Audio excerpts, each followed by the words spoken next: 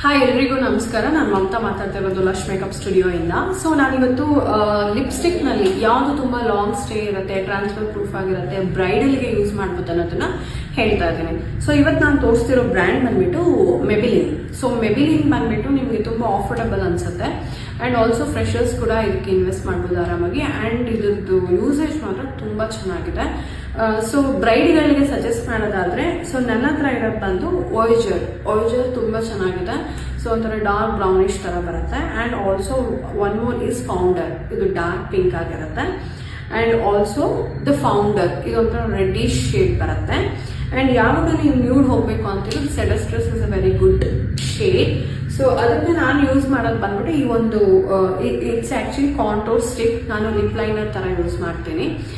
So ಈ contour stick ನಾನು lip liner ತರ ಹಾಕಿ ಅದ್ರ ಮೇಲೆ ಯಾವುದೇ ಆದ ಒಂದು ನ್ಯೂಡ್ ಶೇಡ್ಸ್ ಇರ್ಬೋದು. ಸೊ ಆ ನ್ಯೂಡ್ ಶೇಡ್ಸ್ ನ ಯೂಸ್ ಮಾಡಿದ್ರೆ like brownish nude pinkish nude use ಮಾಡಿದಾಗ ತುಂಬಾ ಚೆನ್ನಾಗಿದೆ. ಸೊ ಯಾವೊಂದು ಒಳ್ಳೆ ಶೇಡ್ ಕ್ರಿಯೇಟ್ ಆಗುತ್ತೆ. ಸೊ ಈ ಒಂದು ಸ್ಟಿಕ್ ನ ಯೂಸ್ ಮಾಡಿ ನೀವು ಎಂತ ನ್ಯೂಡ್ ಶೇಡ್ ಯೂಸ್ ಮಾಡಿದ್ರು ತುಂಬಾ ಚೆನ್ನಾಗಿ ಬರುತ್ತೆ. ಸೊ ಅಷ್ಟು ಚೆನ್ನಾಗಿದೆ. And I hope this video ಎಲ್ಲರಿಗೂ ಯೂಸ್ಫುಲ್ ಆಗಿದೆ ಅನ್ಕೊಂಡಿದ್ದೀನಿ. Thank you so much.